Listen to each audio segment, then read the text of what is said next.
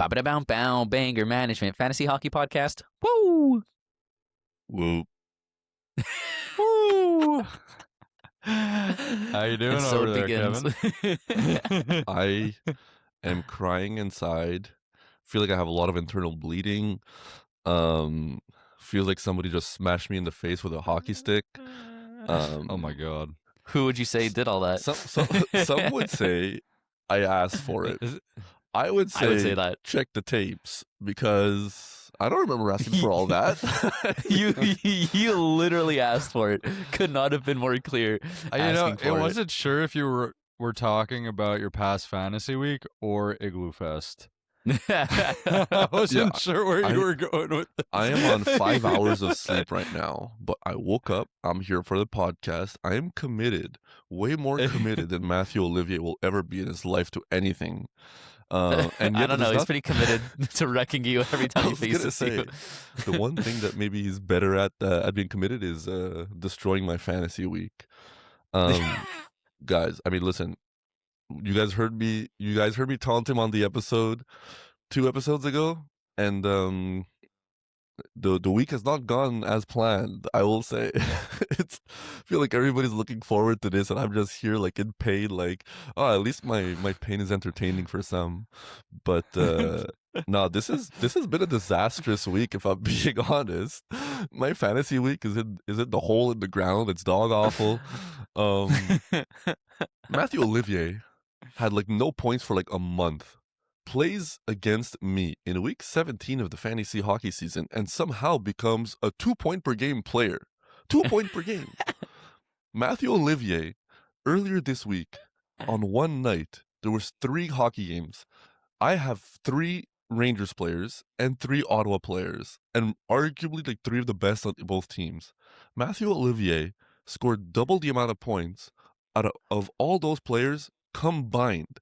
I have Brady, I have Batherson, I have Dylan Cousins, I have Trocheck, I have Will Cooley, I even have Artemi Panarin, who decided this is the week he's not even going to play.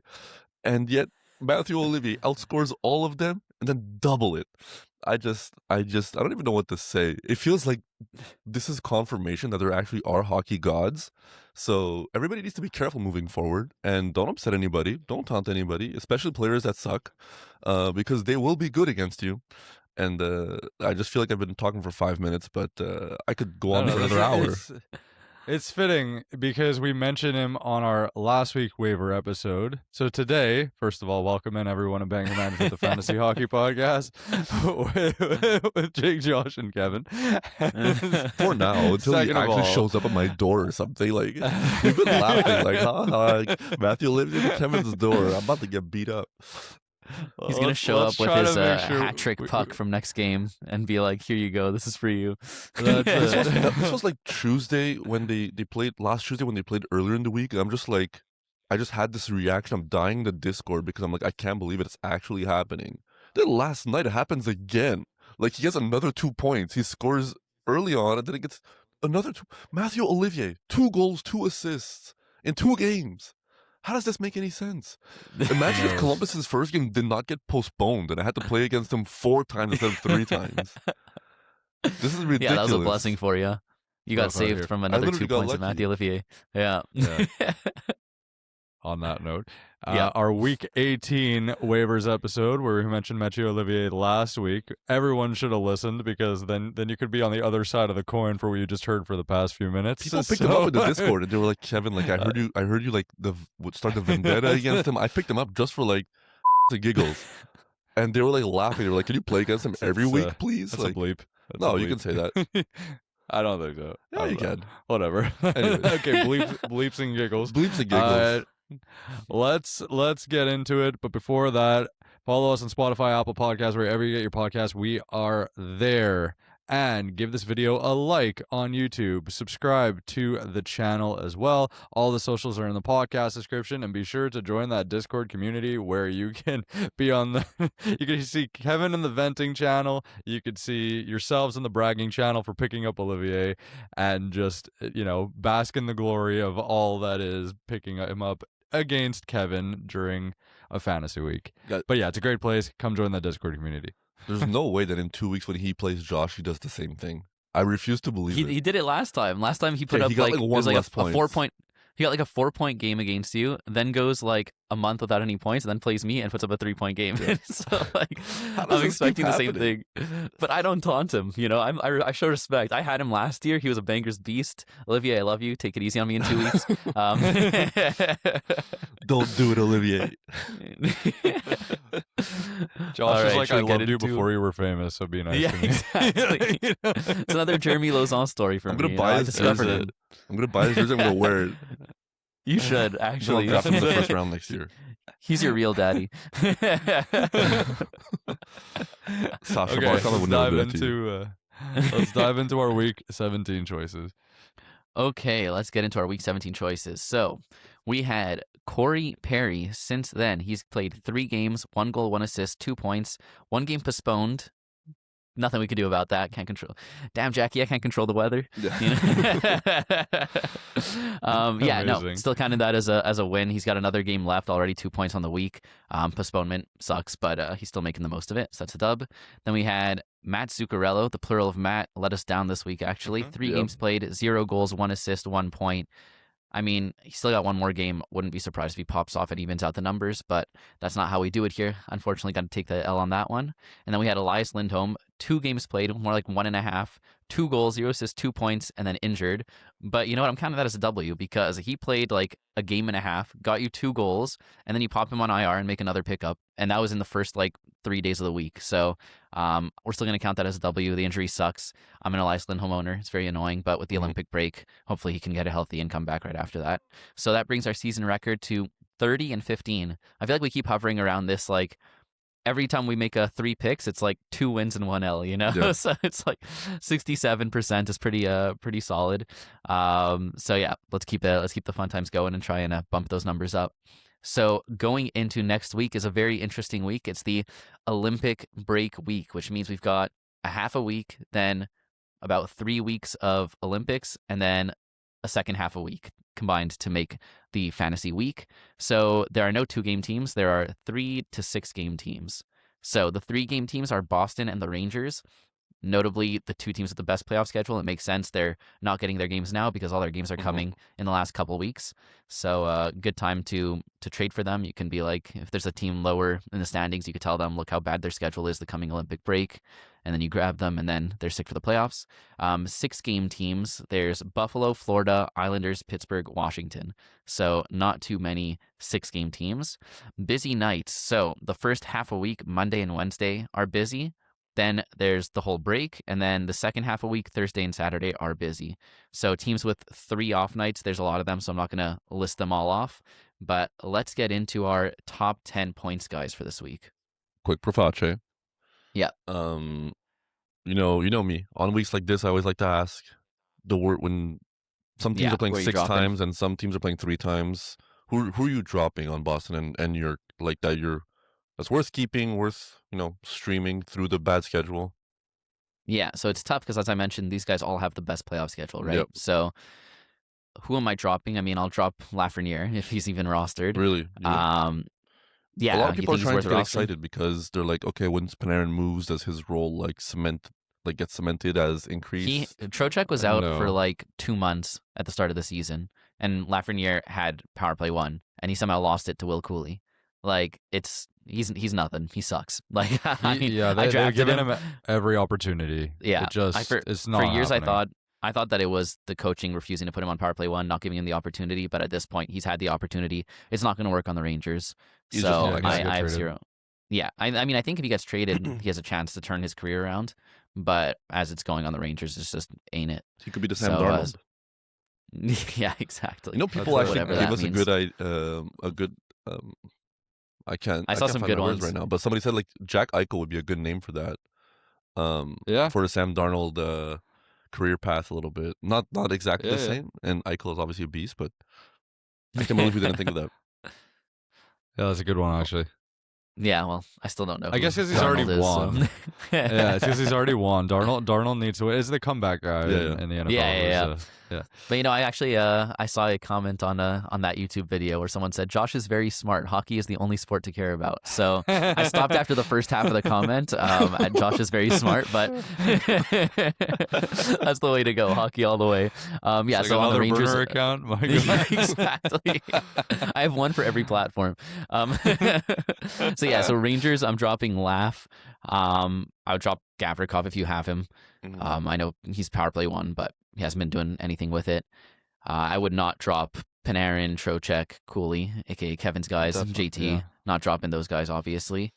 Or Fox, obviously injured, but those five guys, I think anyone other than those five guys in Shesterkin Yeah. is an easy drop. Uh, And then for the- Boston, oh yeah, Yeah, go I ahead. was just gonna say, like, especially on the Rangers, but I also feel like it's a similar story. The rosterable guys on these teams are not to be dropped this week. It's a totally difficult thing, and in compromising such a great playoff schedule, I'd definitely rather just hold for that. I mean, obviously, if you're fighting, you got to do what you got to do to pick up the players, but nobody's dropping Panarin, nobody's Yeah. dropping Trocheck, JT, etc. Right? And I think for Boston, it's similar, right? Pasternak is not getting dropped in any universe. Like, I mean, maybe you can name a few that you'd consider dropping, but I think it's like there's a huge tier No. break between the obvious stars and then mean, the here's a- guys that like. Here's an interesting one because he's actually on the up and up, but I would drop him. Is Fraser Minton? He's been sick, and Elias Lindholm and Zach are both out. Yep. And if it wasn't the Olympic break, I would say don't drop him. But I think Lindholm and Zach should both be back by the end of the break, and Boston only has one game before the break. So essentially, you're holding Minton for one game of good deployment, and then and then by the time the Olympic break is over, he's only got 2 games left, and he's going to be back to line 3. So that's a guy that I know people are getting excited about, but Yep. on a week like this, I would drop him. I'm trying to think who else. That was the main reason why I asked this question, because I know Minton is Yeah. like, he's a double injury replacement, right? 2 guys ahead of him That's got it. hurt, and he has good banger category coverage, so he has a nice kind of fantasy, archetype for him. But Yeah. Do you drop a guy like Sean Corrali, who's been kind of killing it, yeah, bangers wise?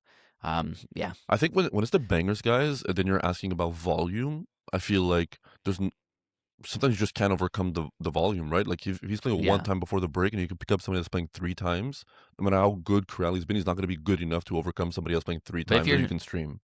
If you're sitting in like first place and all you care about is playoff schedule, then I'm not dropping him. Yeah, okay. Well, if you're really playing for, you're just isolating the playoff weeks, like you're set, you're not worried about losing your playoff seed or anything like that, then obviously it makes more sense to just hold and maintain your team Yeah. intact. The other, But yeah, if you're fighting for a spot, then 100%. the last thing I want to touch on before we get into the top 10 is that people are always asking for advice. That we answered this in the mailbag episode a few weeks ago, I think. But like, how do you use your ads or plan for your goalie starts in a week like this? Because the week is like 4 weeks long. We're getting 3 games before, 3 games after type of thing. And in between, there's like 2.5 weeks. So I don't know about all the fantasy platforms out there, but I know on Yahoo specifically, you still got to hit your goalie starts. You still only have 3 ads. How are you managing your team situation? I think the way I see it is my ideal would be use one ad at the start of the week and then save the 2 other ones for post-Olympic break.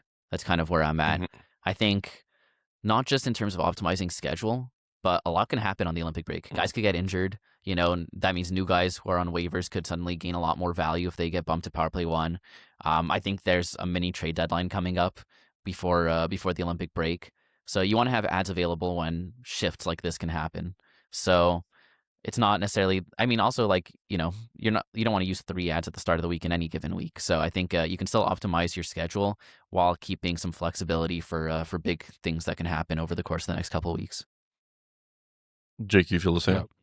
Yeah, pretty much. I mean, it's tough. This week is just really volatile to plan for. I think the ideal world is this is not one where you want to drop players on teams like the Rangers and the Sabres.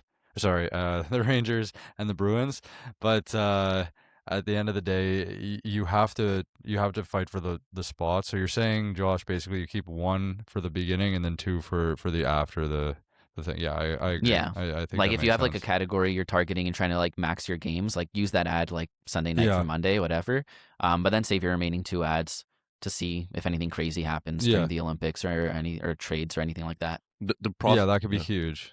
Like an injury, and then next thing you know, there's a huge opportunity for someone for like rest of season. And by the way, I wouldn't necessarily like wait until the end of the Olympics. If No. I mean, it's tough to come up with like one off the top of my head right now. But if insert player here gets injured and there's an obvious replacement on line too, I mean that could be a league winner.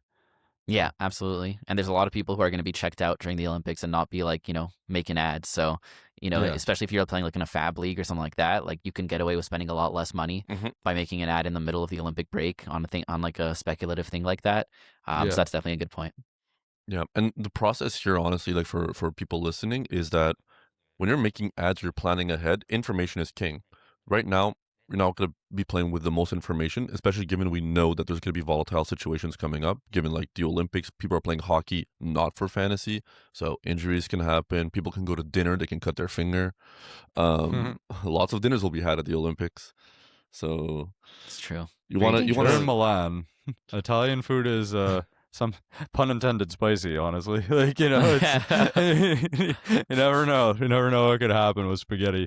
I was just need to find out what food Jack Hughes was cutting. Was he cutting his spaghetti up, or was he? All I know is that and hot dogs, and it just did not go his way. Or I expect Pasternak to have a monster Olympics because he's at home now. Yep. He's the land of the pasta.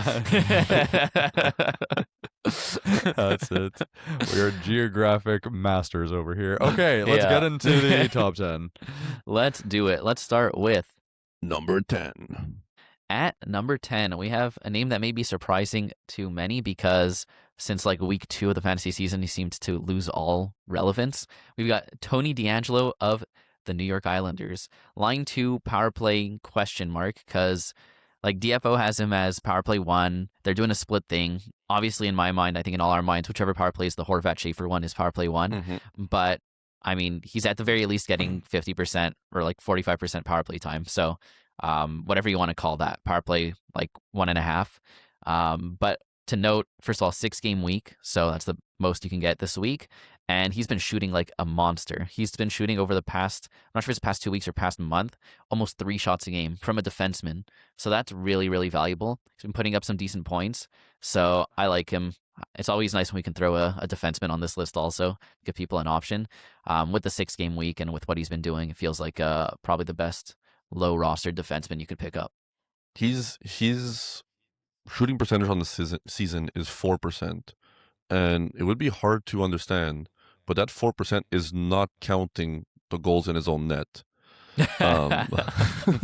So it should be higher. But no, I think this is a guy that, like Josh said, like it's hard to find defensemen that are less than 40% owned. We did in Proface, but like we said, every episode moving forward, and Josh has always said this. Always have and always will. These guys are all 40% owned or less. So if you're in a 12-team league, I would say maybe probably half of these guys are going to be available, ideally. If you're in a shallower league, there's probably better guys on the waivers. So do your due diligence. Make sure there's not any bigger names that we're not mentioning that are on your waiver specifically. But a defenseman that's less than 40% owned that shoots this volume, that has 6 games, like it's a name you have to consider. Yeah, he could be rostered. I mean, at the end of the day, there's no way he's replacing Schaefer. If there's some sort of consolidation, then obviously this is going to go to Schaefer. So I'm not super excited about it long term, but ride the momentum of the shots, and hopefully the points will have a corresponding uptick sooner than later. Yeah. Okay, let's go to number 9. Another guy who's been terrorizing Kevin this week. We've got Anthony Mantha of the Pittsburgh Penguins. Another 6-game week followed by a 4-game week. So that's 10 games in 2 weeks. Always pretty crazy. Line 3, power play 2 on Pittsburgh, but just put up a 3-point game against Kevin. He's shown flashes of being relevant over the past, season. So if he's on one of his hot streaks, you ride that on a 6-game week and enjoy the wave. I thought it was being funny, just like, taunting players that are not good at fantasy hockey. And then turns out, like, they listen to this podcast. So I'm sorry. Yeah. And I just don't know how to explain Anthony Mantha and Mathieu Olivier combining for 7 points in 3 games against me. If somebody can explain that to me, maybe you should be on this podcast. So I don't know what to say, but yeah, Anthony Mantha. You're getting wrecked this week. I'm just looking. And Like, go look aside at from who's like got points. these individual like I'm not having a bad performances, week. that's crazy. No, not at all. You're just getting destroyed. Yeah, because I'm playing as Mathieu Olivier and Anthony Manta. Who knew? Yeah, it's rough out here. It just makes no sense. I think the only reasoning is that sometimes it do be like that, and Yeah. that's that's all you can Yes. go with, and just you Yes. gotta take the punches and then I move think it on. was That happened to me Gandhi that last first week. said that. Yeah, I agree. It'd be like that. And also this week, all my Ottawa guys only have 2 games, and my Rangers guys, the best one is not playing hockey. Panarin is just like on the IR. Brady Batherson Cousins got 2 games, and they suck. And it's just a mess. Look, Kevin, if you're ever in the mood to make a trade, we still haven't made a trade this year. I- I'm always open. I think think you just should do slip it. into the playoffs, and I'm good. So If I could offer you, interest you in Dougie Hamilton, the longest active point streak in the NHL, do you? I'll give you hit Ben Sherrod, me up. the GOAT. He just scored. I know he just scored. I got Ben Signs Sherrod up and three. Matt Samuelson. He's actually a monster. Yeah, that's a bleep. Yeah, Samuelson's a beast, but yeah. Yeah. Anyways, Good times. we're Anyways, not gonna hit get me into our up. matchup. Yeah. Let's stick But with Jakey Pittsburgh too, on the if you next wanna, one. hit me No, up, you can. no more. Oh, I don't man. even Okay. feel. I don't know. We can't get into the Celebrini trade again. We'll see what happens after the Olympic break. You always bring it up, too. Actually, more. You know what? Yeah. We'll talk about it a bit in the next Buy Low Sell High episode. Let's stick with the Penguins Yeah. and get into the next one. Yeah, you're right. All right, at number 8. At number 8, we have Igor with no Y, Chinikov of the Pittsburgh Penguins, 6-game week and 4-game week the week after. Line 2, power play 1 with an asterisk. The asterisk is because he's only got it while Rust is on a 3-game suspension, which will last until the first game of next week. So he'll have 1 game of power play 1. But to note, Evgeny Malkin seems to be day-to-day, seems to be dealing with a shoulder injury. So if he's bumped off, it seems like Chinikov's next man up on the power play. So there's a chance he keeps it for at least before Olympics. I'd be surprised if the injured guys don't come back after the Olympics, but that's still 3 games. So he's also on a 4-game point streak, and he's been shooting sometimes, not consistently, but he's had games where he shoots like 5 times. And I think the coach and just everyone there kind of really likes him. So very interesting look for sure. Why'd you remove the Y? So apparently this happens sometimes. Apparently when players come from like overseas or whatever, it gets lost in translation how to actually say/spell their name. And a lot of Oh. times they'll just never correct anyone. But I guess since he got traded, he decided to be like, hey guys, actually my name's Igor, not Igor. And so they're like, oh, that's okay. funny. And so they corrected it. So Okay, So yeah, good- so his good. name's Yeah. actually Igor, not Igor. Yahoo still got the Y. I mean, know, it's Yahoo's really, linked to everything, so is that surprising Yeah. at all? No, I was out for dinner a couple nights ago, and I had IR plus / Travis Konechny. Thank God I got a notification at 7:01 that Travis Konechny is going to play his 7 p.m. game. Was that the Hattie game? Or It was the Hattie. that was- No, it wasn't the Hattie game, but he had like It was a after goal that, and 2 points, 5 yeah. shots, and definitely Yeah. could have used those stats. But He's also been sick. I wonder who he's playing against in our league Yeah. this week. I traded away Travis Konechny for Sam Reinhart, and then Konechny's just been like doubling Sam Reinhart's production this week. So I gotta love that. It feels like everything always comes full circle, guys. It does. Every time I play someone that I traded, they have their best. Like that, I traded Geeky away. Then he was garbage for like a month, and then I played him last week, and he got like 7 points. Because I put him as my buy low. And hopefully people bought that low. that also Wait, helps. Konechny's playing Kevin. Yes. Yeah, I know. Oh, I thought you were making like a thing that Konechny was playing you. I thought it was. Oh, no, no. I was. Yeah, He's playing me. It's Kevin. Yeah. This Just is like Kevin's Matthew week to Olivier. be miserable. Yeah. God. Yeah. Yeah. Good Okay. times. But Chinikov, Nice. do you guys like what you've been Oh. seeing from the increased deployment right now, given Rust's suspension? I have no interest if everyone's healthy on the Penguins, but if either Rust or Malkin or whatever is injured, then I'm very interested. So And a while he's got 6-game that week. PP1 spot, you're interested in streaming, and then as soon as he loses it, you're like, I'm Yeah. done playing. I don't with think he you. has. Pretty much. I don't think he has long-term viability this Mhm. season, unless barring injury or trade. Pretty much barring PP1, then I'm not that interested. Yeah, 'cause- What if they bump him off power play 1 and then replace him with Rust or Raquel on line 1? Let's just say they shuffle the lines. I and feel he like they'll ends up Like never if it's like change line that one, line power one. play 2. Yeah, I'd be shocked. But in a hypothetical situation, I'm still not that interested. For me, it's really the power play deployment that, like when it's a fringe guy like this, like if he was putting consistent shots up, then I'd be way more interested because I'm like, okay, even if he's not putting up points, he's shooting. So if that deployment happens and then he starts shooting like consistently, then I would grab him even without the power play one deployment. But as it stands now, the type of player he seems to be, I'm only interested if he has that power play. Yeah, because Russ has been a bit rusty. just to say, he's been not great. Also But suspended. so yeah, now, but like I even know. before. But all this to say, it's one of those things that maybe they can shuffle it. And I think anyone playing with Crosby, it's kind of intriguing. You're right. Power play one's the big one, but line one could be worth holding. For Could now, be I'm fun. not that interested though. In But also that Igor, was a not hypothetical, Yegor. right? Yeah. It's not. Yeah. It's not like it's happening. So Yeah. yeah, Line exactly. 2, power play 2, zero interest as well. Yeah. All right, let's go to the next one. Number 7. At number 7, we have Jakey's boy from the Buffalo Sabres, Jason Zucker, line 2, power play 1, 6-game week followed by a 4-game week. That's just, you can't ask for better than that, right? I don't think there's ever better better games per week than a 6 followed by a 4. But yeah, Zucker is kind of that guy who's like not flashy, just sticks on your team all year, and he's kind of like a power play merchant. Feels like doesn't really do much even strength, but like Buffalo's rolling right now, and Zucker, I think over the past months at like 0.65 points, with like half of them being power play or a third of them being power play, something like that. So His on usual. a game. Yeah, pretty much. On a week like this with that crazy games per week, followed by the same next week, I like him as a pickup.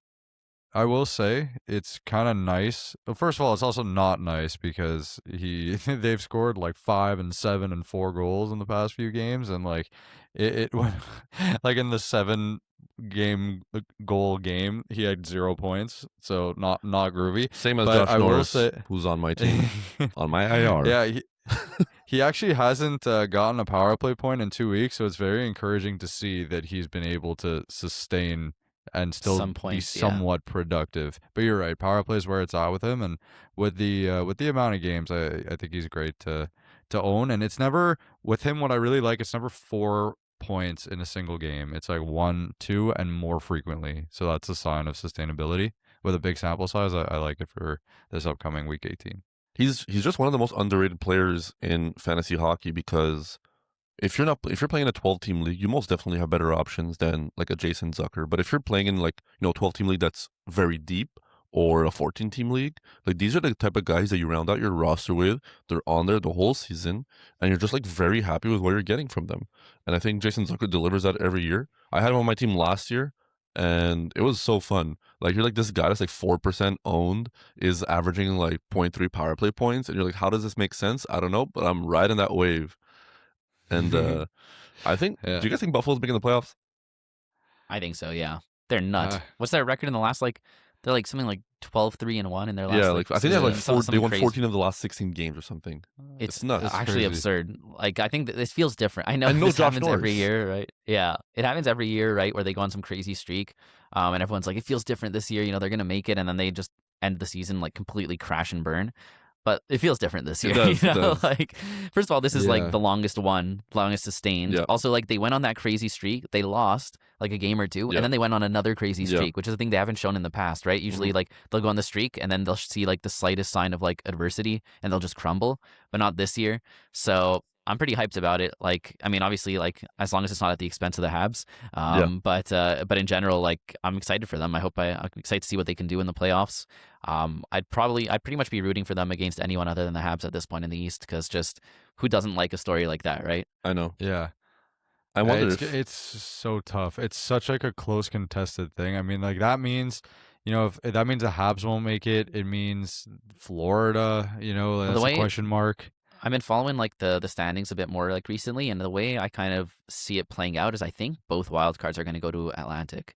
I think the Fair. Metro is kind of poo-poo. So even their top guys like the Habs, like when I last checked, the Habs were wild card, and they were higher than like 2 of the 3 like top 3 in the Metro. So like that's how I see it. So I think there's room for 5 Atlantic teams in the playoffs. Tampa's a lock. They're going to be number 1 in the division. For sure. And then I think Detroit, Buffalo, Habs, and Florida. That's kind of how I see it playing out. I get it. And then you just got Hurricanes, Penguins, and then who's the third? Islanders. with I mean, Carson Soucy and yeah, The Seuss. Look, I've been pretty low on Washington over the past year and two, so like seeing them implode like this doesn't fully surprise me. Mhm. But I'm still not buying the Islanders' resurgence and as a playoff team. I think there's a solid chance, especially if Washington makes a move for an offense, like a strong offense guy, like they've been talking about for weeks.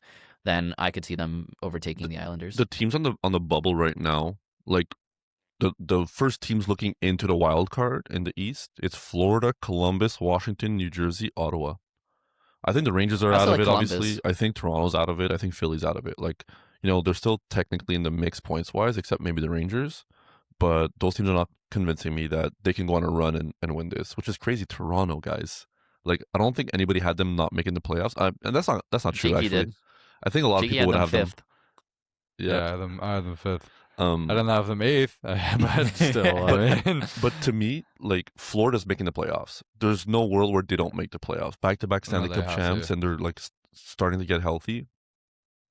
So who are they bumping? yeah. Boston or the Islanders feel like the easy choices. But then after Yeah. that, like, I really like Columbus. Who are they bumping? I like Columbus.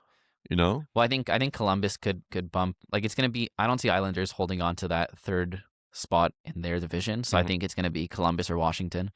And honestly, I wouldn't be surprised if it's Columbus over Washington. I Yeah. like them better as a I team. mean, Washington's not in the playoffs, but No, I know. Yeah. they're not super neck and impressive. neck. Yeah.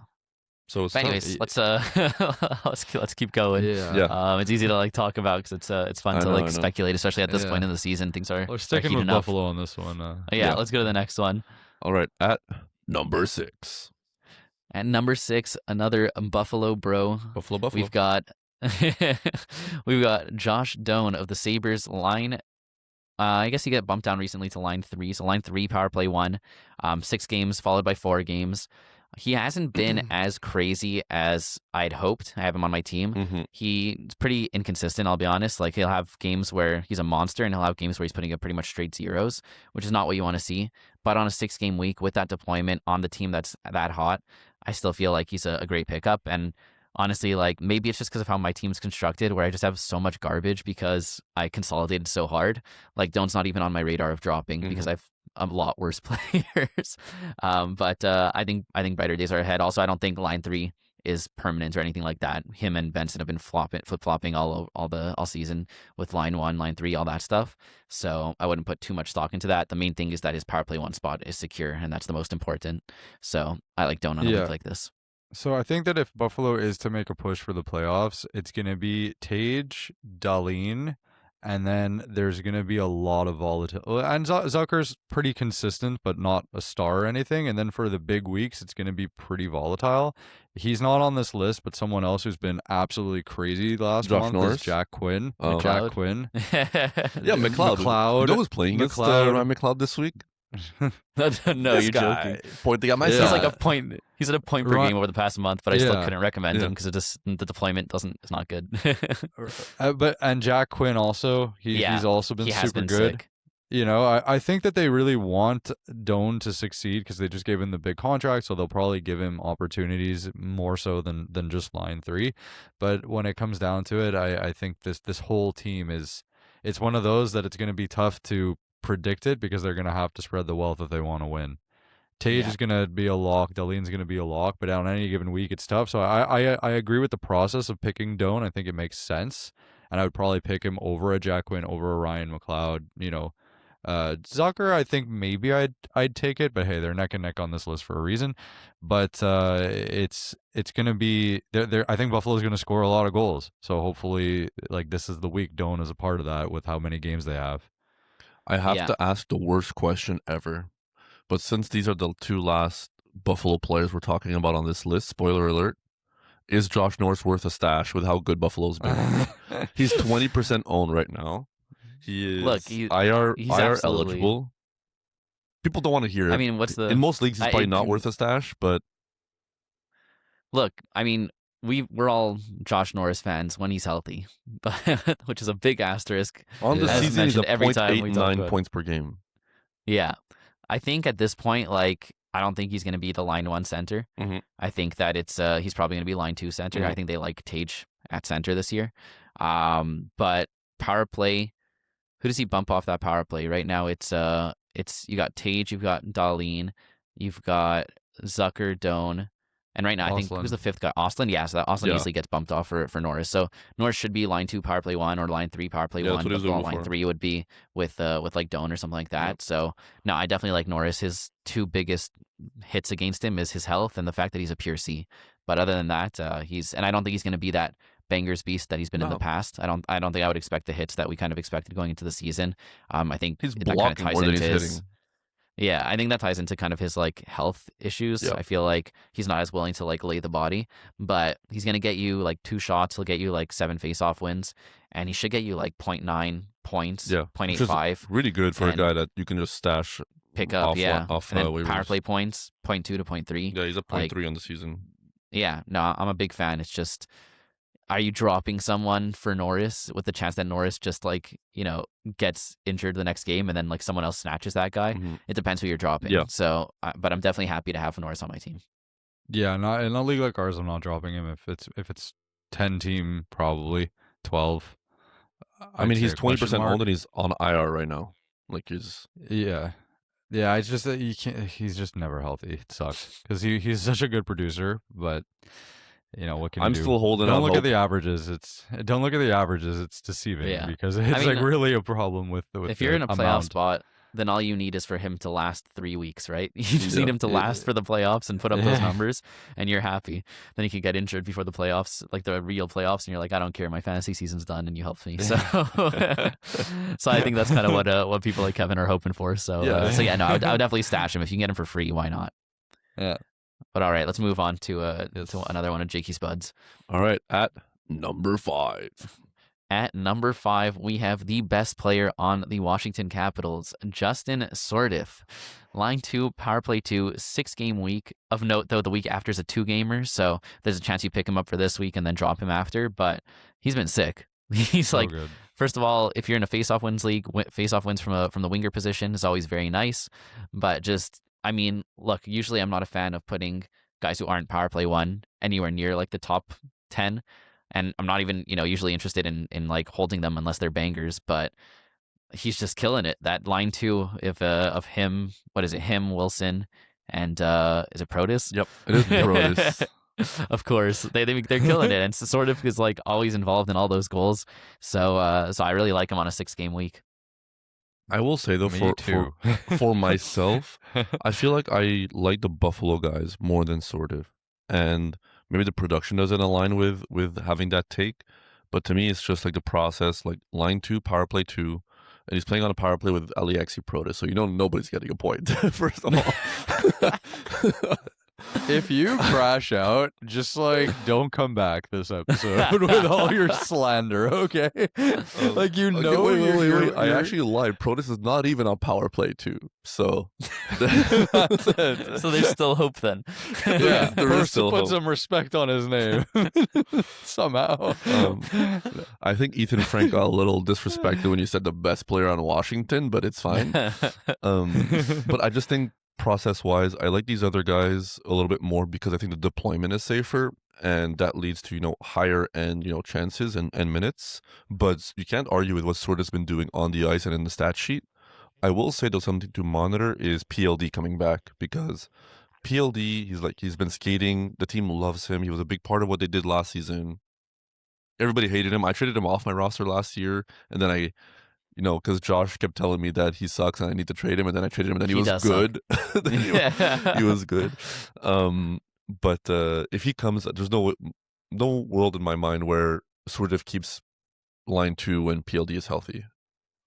I don't know. I don't think they would swap that... PLD in line 3 and have him play with, the GOAT, Ethan Frank. And, or Ryan Leonard and Connor McMichael. That means that they have like 3 loaded lines, I could see it, honestly, like with how well that but second last year he clicking. played with Wilson a bunch and with so. I guess it's also like, who do you think? Like, if they think PLD is better, this may be counterintuitive, but I could see him being more likely to put on line 3, because since the line 2 is already clicking, why mess with that when you could put a better player on line 3 and keep that line 2 going? So, and also he's like coming off of like a really long injury. Yeah.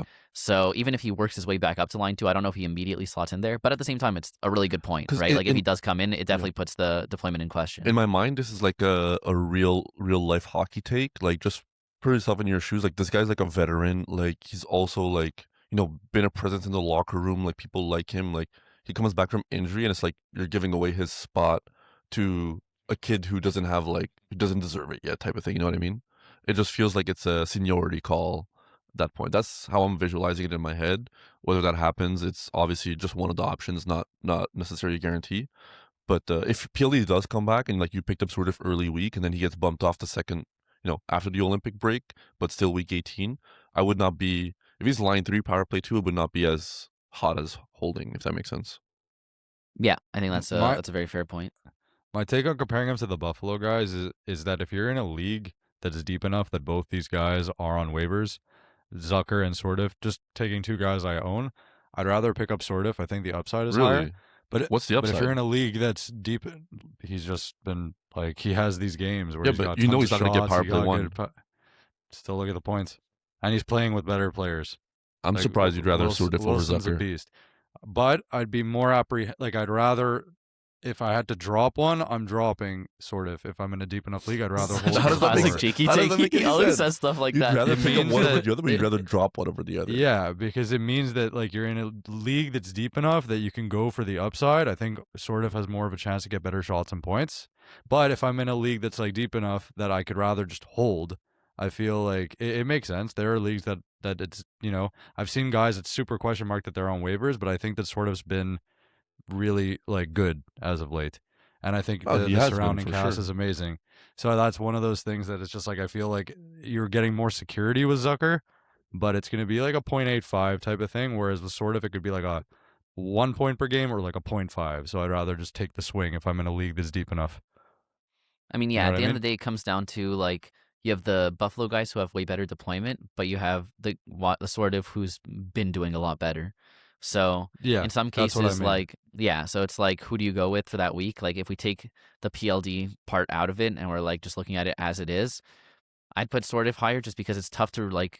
I know, like, it's tough. Like, if we put Sordif below those guys, you have Zucker at like 6 and Donut at like 5, and they've been pretty bad lately, like, but it's the process, right? Which is why they're I'm on the taking list. Sordif, So, yeah. so If kind they're of on waivers, which is what it's for, that this Yeah. makes sense. Sordif is the better pickup, I think, for this. yeah. for So, this coming but I little bit. mean, but the PLD thing is definitely something to consider. So, I think Yeah. it also depends what you're targeting, right? Like, if you don't need the power play points, but you want more points, which is like kind of counterintuitive, but like that can happen, right? Where you just care about the point total and not if it's on power play or not, then I probably lean Sordif. But obviously, if you need any power play points, I'm going with either of the Buffalo guys.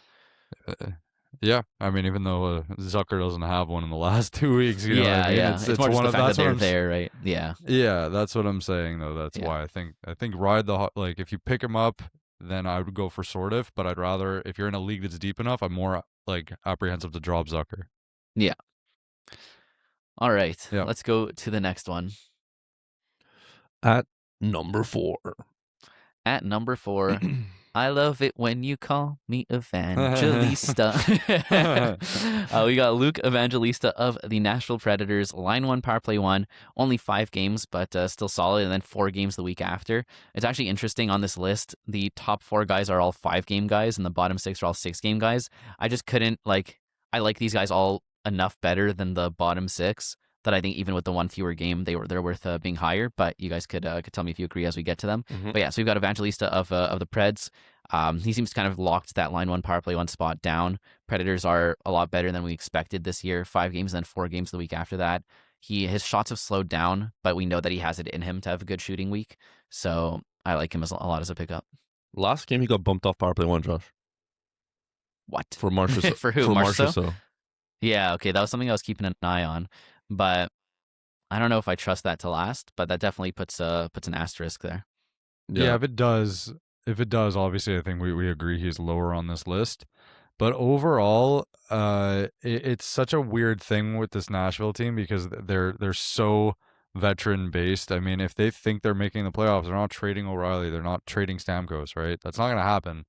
Yeah. But I'm still not convinced that they're gonna hold. So if they do blow it up, and then he's kind of like the lone man there, like I don't think like, let's say rest of the season it's that great, but for the week 18, 5 and then 4 games in week 19, yeah, I mean it's definitely worth a shot, especially if he solidifies the power play one back.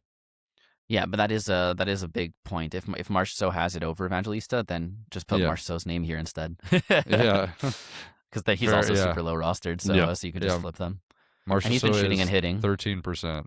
So Yeah. I think Marshall's getting traded. I think even if Nashville is in a playoff spot, I think they're still going to trade assets. To me, that's what I would do as a GM. Like, I mean, I guess that's really hard, and I'm just doing it from like a, treating Yeah. people as numbers type of thing. But you're not winning the Stanley Cup this season. Like, it's just, to me, it's just not happening, right? And then you're putting yourself in such a worse spot next season if you hold all these guys. So to me, it feels like inevitable mean, that these guys are on the trade block. In terms of Marchessault specifically, I really thought, how he was like day to day for like Yeah. a month? I really thought it was like day to day for trade reasons. I thought they were just holding him out, and then like he was never playing another game as a Nashville Predator again. Yeah. So I'm pretty shocked that he like made it back into At the some lineup, point, and now he's getting power play one. they can't use that as an excuse anymore. They're like, all right. Yeah, no, Yeah. exactly. So like I don't know what that was about. Like, it's very like, I mean, that's usually what happens to my guys who are day to day. They're out for like 2 months, Mhm. but usually that's not a thing, right? So I really thought he was getting traded. Now he seems to be on the team, getting power play one time. Could be a showcase for a Mhm. trade. I think he's the most likely to get traded out Yeah. of the guys. I don't know what you guys think, but I think he's the one that the team likes the least. He's the least integral to their success right now. Like, they've been doing so well without him. So Yeah. So I think if they can get that, contract off their books and, get something in return, or even just dumping him, I think could be good for them. But again, you have to find a team that's willing to take him with that contract. Yeah. So Yep. So we'll see what Right. happens. But maybe this mini trade deadline of the Olympics will cause some action. But yeah, so anyways, Evangelista or March, so whichever one you're seeing, I mean, there's games today, so whichever one has power play one, by like the last game, that's who I would go with of the two. Mhm. all right, at number 3. At number 3, we have my boy. He's been on this show a lot over the course of the season. And surprise, if you told me at the beginning of the season this guy would be on my team for months and this guy would be mentioned on our pod so many times, I'd be like, what year is this? But we've got Jordan Eberle of the Seattle Kraken, line 1, power play 1, 5-game week. He's just been so solid. It's crazy. Like he'll go through like his ups and downs, but for the most part, he's just super consistent. In the last week, he's got 6 points in his last 4 games, and he's on the past month, he's averaging 0.85 points and like 0.35 power play points. Now the Batcats haven't been great. Like he's at like 1.9 shots and like 0.9 hits, but like that production of points and power play points from a waiver guy is kind of nuts. He's been hovering around actually like close to 30% owned lately. I remember when I picked him up, he was 1% owned. So, Stonks. it's one of those, yeah, exactly. One of those good feelings. But yeah, no, with how he's been playing, how Seattle's been playing, like their power play's actually been like deceptively solid. I know we can talk about this. I mean, I won't go into it too much because I feel like he's on our show every week. But anyways, yeah, Eberle's sick. Yeah. I think Yeah, the Seattle echo team, that. he has a lot of success. He has a lot of potential success in the future too, because he's on that like the best kind of set deployment with playing with the best players, and he's just part of that line success. So unless people are getting traded, which I don't think is going to be the case, I really like his situation. And like you said, like he's just consistent. Like he was one of the Kyle Palmieri type of guys before the injury. So I really like Eberle. If you're in a deeper league, like this is the type of guy that's like probably already been rostered for a while. But if you're in a shallower league and you want to stream a guy on this upcoming week, like it's rare that you'll find guys that can produce at such a high level consistently and then be available for pickup. So Yeah, I mean, McCann is the guy to own on this team, I think, and then we're Yeah. gonna, I don't know, no spoilers, but at the end of the day, Yeah. it's one of those things that I think they're just turning into a top heavy team, which is the best thing that you want for fantasy. I wouldn't be surprised if I'm shocked to say this, but I wouldn't be surprised if they make the playoffs. I think it's pretty nuts. The way that the Western Conference is shaking out is that like the top 3 teams in the Central, the top 2 teams in the Pacific are pretty much locks, and then it's just wide open after that. Yeah. I mean, it's crazy. The East, I feel like, is just super competitive. Like, From top to there's way bottom. more teams fighting. Exactly. Other than Tampa, I feel like no one's safe. Tampa. Maybe Yeah, Carolina too. Carolina, but it's really just Tampa, like 100%. So, Yeah. I mean, I like the way that this is shaking out, and just the Seattle assets in general. They're totally under the radar and underappreciated. So Yeah. And their I mean, matchups this week, they're playing Anaheim, they're playing Yeah. LA, Dallas, St. Louis, Vancouver. tons of opportunities for Can goals. you ask for like other than Crazy. Dallas? I mean, and Dallas hasn't even been that great lately. No. Like that's got to be like 4 of the easiest teams to play And against. Dallas can let in goals. I mean, Ottinger, even though he was my buy low a few weeks ago, finally he's turned it up. But it's none of those like he could just have a game where he lets in 7 goals. And against a team as hot as Seattle, I wouldn't be surprised if that's the game. Yeah. So, Dallas, sure. baby. All right, let's go to the next one. My favorite number in the whole alphabet at number 2. he cares so The much more best about number that one. in the alphabet. we got a treat for you. It's actually multiple number 2s. Plural of Matt is Mats. Zuccarello of the Minnesota Wild. Line 1, power play 1, 5-game week. We know we recommended him last week, and it doesn't seem to have been the best week for him. If anything, that just makes me think that this week's going to be even better. Add on to the fact that I'm playing him this coming week, it's pretty much a guaranteed just smorgasbord of points. You don't know that word? Smorgasborgus? What? You never had a smorgasbord? No. It's like I picture like an all-you-can-eat buffet. It's just like an absolute like everything you want. I actually know that word from the animated Charlotte's Web movie back when I was a kid. There's You like watched that, but you didn't watch Miracle on Ice Disney version? I didn't know I was watching the wrong one. Anyways. Did you consciously know when you were saying that smorgasbord is Scandinavian? It's Swedish, but still. I did not know that. But Clever. I will pretend that I did. Everything falls into place. Exactly. Yeah, so Zuccarello, I mean, like, it's hard. As long as he maintains that deployment, even if he's putting up like straight zeros, he's going to be recommended on here because the deployment is too elite, and he's shown in the past to be a player who can be elite at points, that there's just no reason for him to be this low rostered.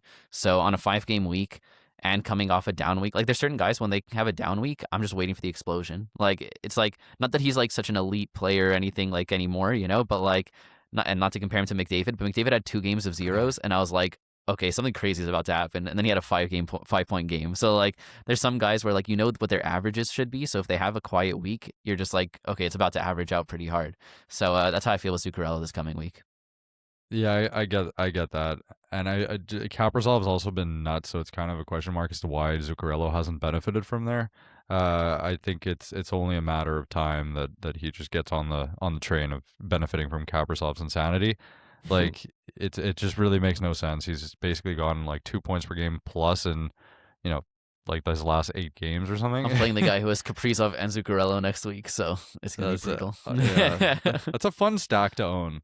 It is one a of fun those stack. like goes under the radar, but really cool. I remember when I played Yeah. him, it was not fun. I did stream Tarasenko to mitigate that a little bit, but it was futile. So, So yeah, pick up the mats. You're still tied. And that guy had like a crazy points week. It took me a shutout and a shorthanded point just to tie the week 7-7. That's it. But I forget who. I think Sam Reinhart came in clutch and got me like a goal in the last game of the season, last game of the week, and it was like an empty netter, and I tied goals that week. So he does that. He's yeah, very clutch. He does do that. He is very clutch. Sam Reinhart, I'm learning, is one of those guys that like, because some of these games are just so late that I can't stay up. And so when it does happen and I go to bed and like he's got straight zeros and I wake up, he ends up having like 2 points, like 3 shots, 2 hits, and like 2 face-off wins or something. He's like the anti-Jack Greaves and Askarov. Yes. I can go to bed and no matter what the score is, I know I'm going to wake up to my guys having lost. Like the amount of times I went to bed during like Jet Greaves winning the game in like the start of the 3rd period and waking up and him having lost like 5-3 after letting like 3 goals in the last 2 minutes.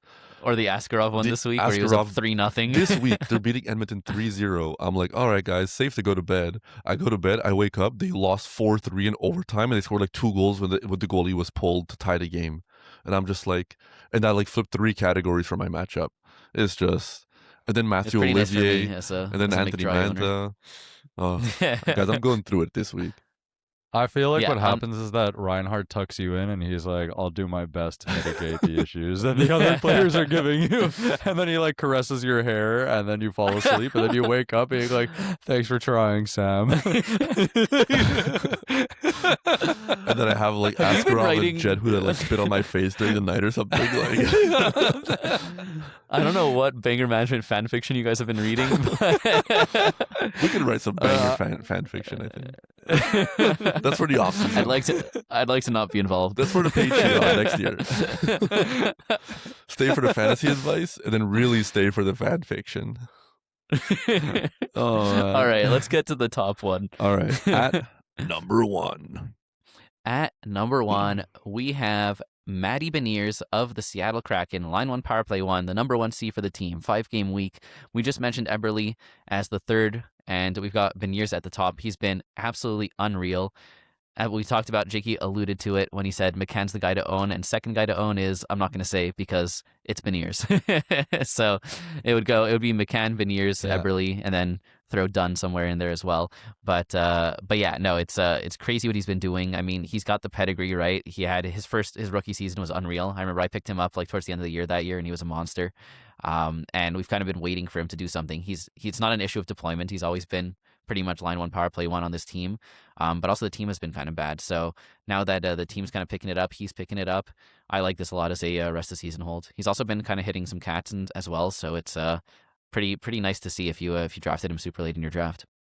Yeah, anything to not own a Matthew, eh? We got Mats, we got Matty, Matthew, forget it. It's true, actually. Absolutely. Matthews, don't Yeah. even get me started. Yeah. Don't talk to me about that. I don't know. He's been fine.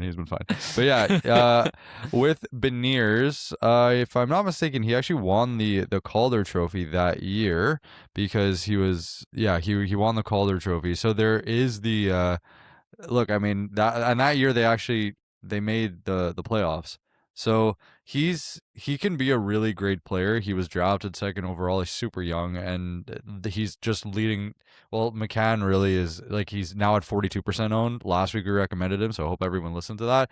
But any top heavy team, Tampa Bay, Colorado, obviously Seattle's not there yet, but like they're trying to be like a Walmart, Avalanche, I would say. I think it's really, really one of those teams that I would like. If you can pick them up, I can't see it being better than owning these guys like during this hot streak.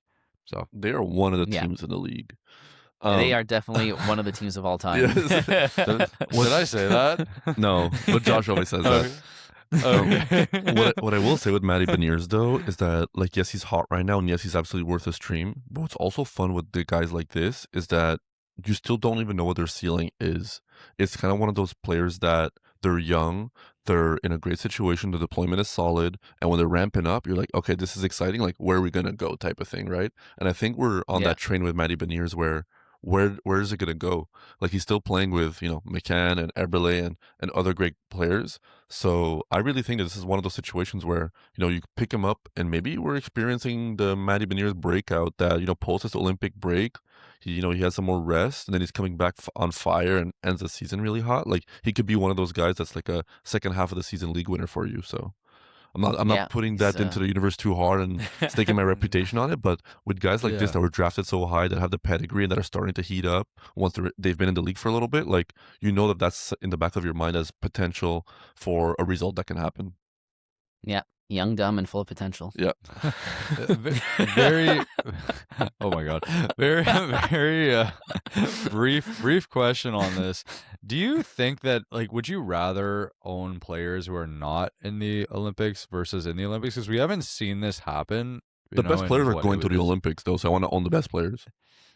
so it's been I'd rather the best players no. be on my team than not go to the Olympics. it's been Yeah, like Panarin. that. Yeah, exactly, like That. Panarin. Exactly. Just all the Kucherov, Russians. Yeah, exactly. It's been 12 years since Or we've the snubs. seen since they've been in the Olympics, right? It was 2014 was the last time the NHL players went to the Olympics, and at Yeah. that time, 80 points in a season was the best. It was like Yeah. the Jamie Benz type thing. So at this stage, like with like how much offensive star power there is, I feel like the general idea is that I want players not going to the Olympics. I feel like it's gonna slow them down a lot. and the other guys are going to have a pretty unfair advantage coming back.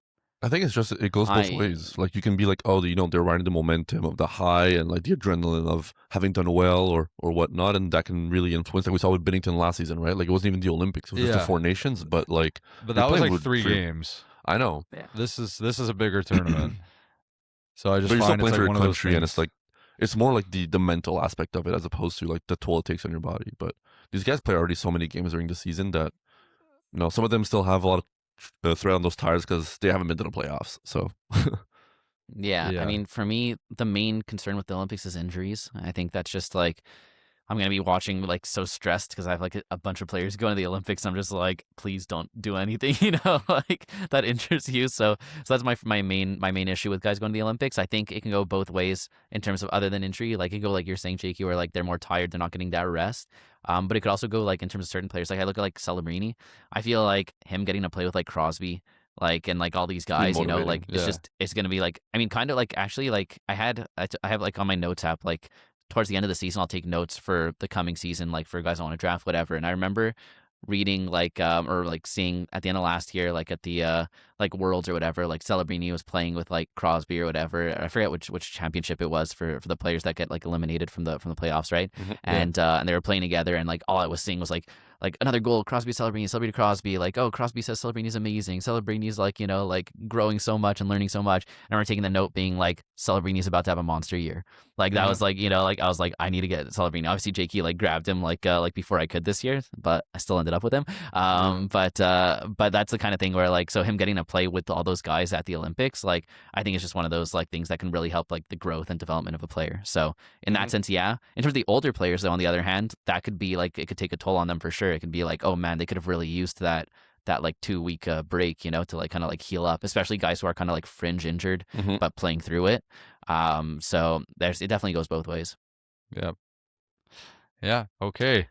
All right. Let's get to our top 5 bangers with a capital B. Banger management. Let's talk about some bangers. It's little tidbit, but my girlfriend was listening to a different podcast, not related to hockey at all, a few days ago, and then somebody in their podcast was like 2 girls talking, and then one of them said like, oh, it's something like anger management, and then she like did a double take. She was like, wait, are they talking about like banger management? Whatever. She was like, obviously not, but it was still funny that it was like a moment of her like putting the pieces together of like the name of the podcast. Sometimes you just say it and you're just like, banger management. Like you don't even think twice. But it's a play on words, guys. It's a play on words. Genius. It's genius. Nice. All right, let's try to go through these quickly. Yeah. All right. At number 5. At number 5, we've got Alex Laferriere, the better laugh of the LA Kings, 5-game week. Like we've talked about him a ton over the past couple of weeks. We won't dwell on it too much, but he's a guy who could average you like 3 shots, 3 hits, which is just unreal. So love him. Yeah. I will say, obviously, Kopitar should be back at some point, either before or after the break. So I expect his ice time to take a dip, but I still don't like his bangers that were sick even before Kopitar got injured. So I'm still not too worried about him. Yeah, he's been so good. But you're right. With the less deployment, it's definitely a question mark. Yeah, this is one of those guys, like we said multiple times, like he's playing a lot of minutes and he's already has that player archetype. So if you need shots and hits and some points exposure, like this is one of the better guys that are going to be available to you in terms of like being able to stream and hit all those categories from one slot. So I love him. Okay. The best Alex laugh. Yes, absolutely. I definitely would not drop him this week. But do you love him? Yeah, I love him. All right, let's go to the next one. I do not love this guy, but at number 4. At number 4, we've got Yakov Trenin of the Minnesota Wild. 5-game week. Honestly, like he could have been on this list every week for the past couple of months, but hasn't necessarily had the best schedule, so I've put other guys ahead. But this is very much a pure hits. 4.8 hits averaging on the season, and he's just a beast. Puts up like 9 hits regularly, stuff like that. Hit 2 especially against consecutive Kevin. games with 9 hits. Yeah, It's I know crazy. it's actually nuts. So like in terms of like a forward who hits, you can't really do better than Trennan this year. I have so Yeah. much sustained damage from my matchups with this guy because it feels like every time he can't keep doing this. 9 hits. You have no idea the toll that so many hits has against me in my fantasy matchups. But snip snap, yeah, snip snap. seriously. You need your own Olympic break. Your Yeah. emotional Yeah, Olympic but you look at the You know what? averages and you're like, oh, this guy's averaging like 4.75 hits like per game. And then you play against him and he doubles that. And you're like, what the hell, man? Like, You know what I anyways. just realized what's happening to Kevin this year is that usually, like, he was with me on this, he channeled all his like hate and bad luck against one player, and that player was Mark Stone. But now he went to the dark side and likes Mark Stone, and that released the energy and spread out a bunch of a bunch of like lesser players, and now they're all just turning into like monsters against him. Are So you sure you don't want to be a part of the banger management fan fiction? Because I feel like no, this is the banger management anime. That would be so sick. Guys, we have to take all the voodoo and stuff that's happening to us and then make a story about it after the season. Like a book. That would be Oh my great. god, a banger management book that has 0 fantasy value. oh my god. All right, let's go to All right. number 3. The GOAT. Honestly, in my heart, he's always number 1, but I put him at number 3. We've got Jack McBain, Mendoza. We finally know the joke. Thank you for Yeah. whoever told us about put us in on the joke in the Discord. I really appreciate it. I'm finally in on it. I feel like that's a safe bet. Anytime you don't get a joke, it's probably The Simpsons. Yeah. So yeah, no, he's been just a monster. 1.4 shots, 3.4 hits on the season. Face-off wins from a winger. He gets penalty minutes, and now he's getting points too. He's got 3 points this week. And I was gonna say like a lot of that points upside came from being on the line with Genther, but Genther's injured, and McBain's like, he was benefiting from McBain, not the other way around. You know, like it's actually crazy. The shots are coming, like the points. I love this guy. I'm a huge fan. This is probably my pickup of the year, which it's not as flashy as some of these other pickups of the year, but I'm pretty happy about it. He is one of the pickups of all time. But He definitely is. next season I want to pick him up just so I can name my team Mendoza. That's pretty sick. But I mean, he's been on this list for a couple weeks now. If you've been in the Discord, you've been hearing about him from even before we started mentioning him on this top 5 list. Josh picked him up, told people to pick him up, and people did, and they're really happy. So I think that this is one of those guys that, like, if you're especially in a categories league, like, he hits everything you need and then some. So I feel This is like for a face-off wins league, he's a must-own. Actually, it's more than just waivers. he's It's like, definitely already like owned in a face-off wins league. 15% face-offs and bangers. I There's mean, not a lot of like, face-off wins that's- leagues out there.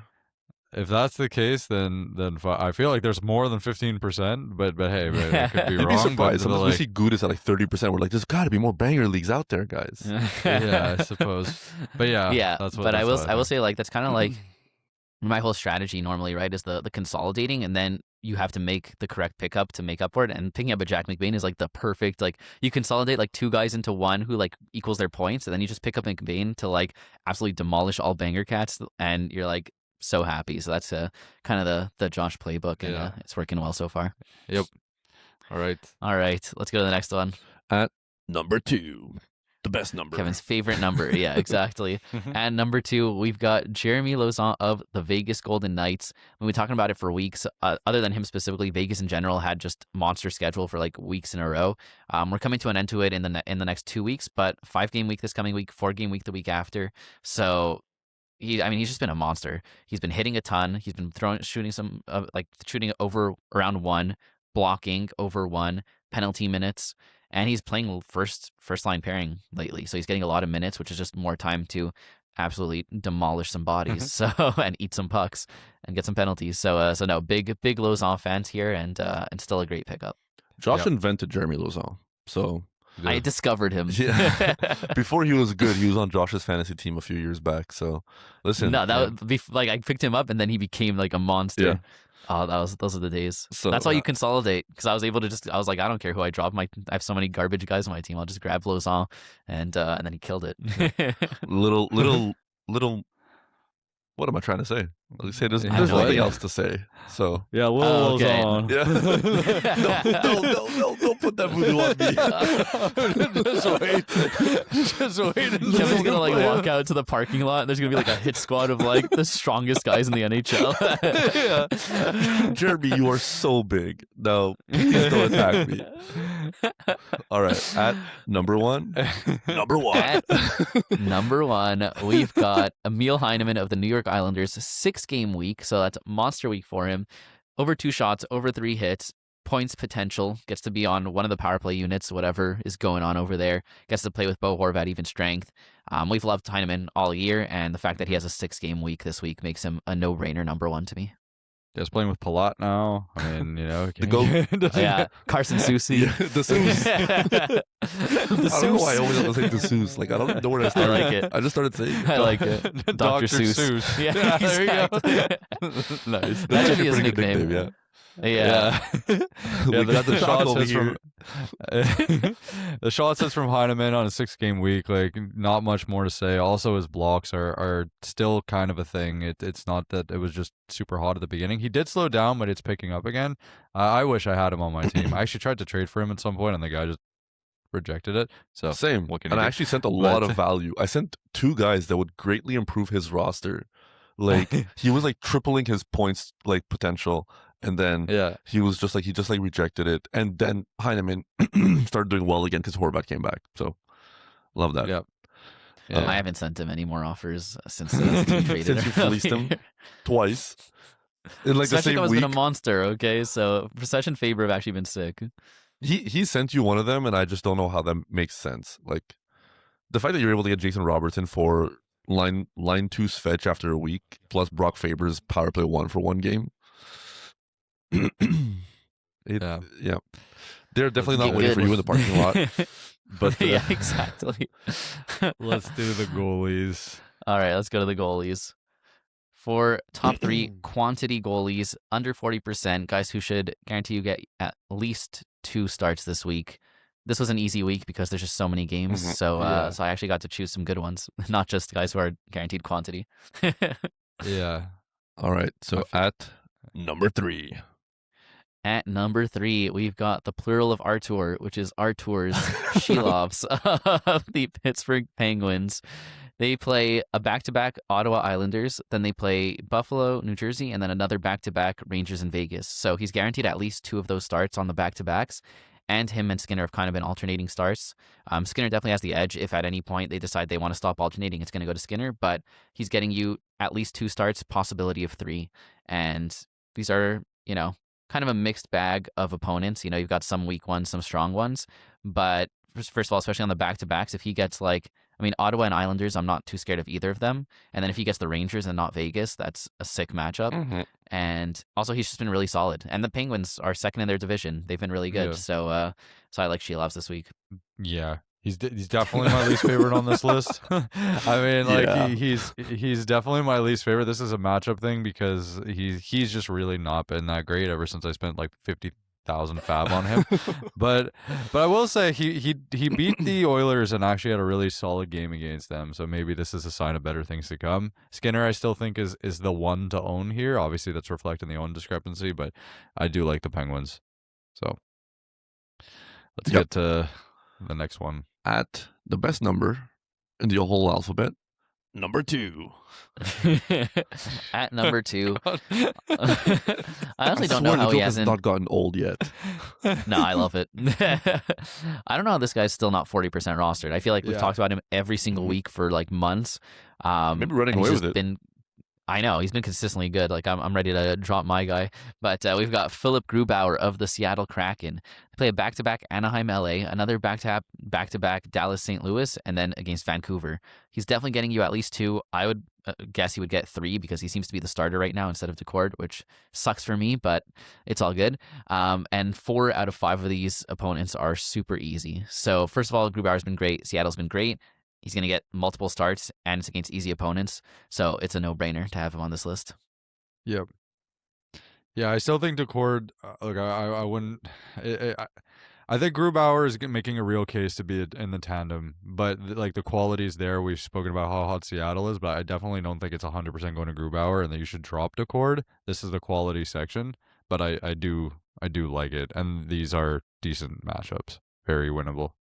Yeah. Yeah, I mean, Decord has had 2 good starts in a row, so a glimmer Yeah. of hope for us Decord owners. But it's definitely been the Grubauer show for the past like month and a half. Do you think Yeah. there's any chance that that he can get traded? Grubauer Yeah. or I Decord? feel like the goalie needy teams out there, like he might be one of the names that is on the list. I don't see Decord getting traded. But Grubauer, it really depends on how confident Seattle is in Decord, and it doesn't seem like they are right now. If they feel like they don't need Grubauer and that Decord could handle it, then they would be selling Grubauer at his all-time high, and it's an amazing sell high. I think they could get a lot of value for it. Yep. They can turn that into like an actual like another forward who can provide offense. So I think that it would be really interesting like move for them, but they have to have faith in Decord. Yep. So if Decord can start stringing together some good wins, they can start giving him some more starts, then I could see that happening. But as it stands right now, I think they're fighting for a playoff spot, so they're not going to do anything that they think jeopardizes their chances. Yep. All right. I'm excited for this next one. At number 1. At number 1, we have he's popped off in owned percentage, so he just barely is eligible to make it. I think he's still at like 37, something like that. But he's been insane. We've got Alex Lyon of the Buffalo Sabres. Buffalo's just been on an absolute heater, and UPL's injured. I mean, I don't know if you say fortunately or unfortunately. Fortunately for UPL, unfortunately for Lion owners, he's only out for a week, they said, so he should be back after the Olympic break. But Buffalo has 6 games on the course of the Week 18, including 2 back-to-backs. So it's not the easiest matchups. They've got 2 back-to-backs of Florida and Tampa, which is very difficult. And then they've got Pittsburgh and New Jersey in the middle. So this is actually like, you may be surprised to hear him at number 1 compared to like Seattle's matchups. But what Buffalo's doing, like, you just have to put some respect on the name, right? 100% reason to remember the name. Oh yeah. But Yes. yeah, like it's just what him and Buffalo have been doing is absurd. Go look at, I mean, nobody who's listening to this doesn't know what Lyon's been up to. But go check out his game log if you're not familiar with his game. And at least for this week, he's getting you 2 of the 3 starts before the Olympic break, and then at least 1 of the 3 after. So that's 3 starts, possibly 4. And I don't know. What do you think? Like, they seem to be splitting the tandem like half when UPL is healthy. So I mean, getting 50% of starts on like a team that's playing this well is still solid, right? But as long as UPL is out, it's even better. I think that he's absolutely one of the guys. Like he's the last goalie this year that can be a league winner. I think like you have Brandon Bussy's taken, Stuart Carolina Skinner's Hurricanes. taken. It's like and yes, I just listed my guys, but at the end of the day, like I feel like I had to get creative. I mean, like these are guys that were up and coming, and Lyon's the last one I think you'll be able to get.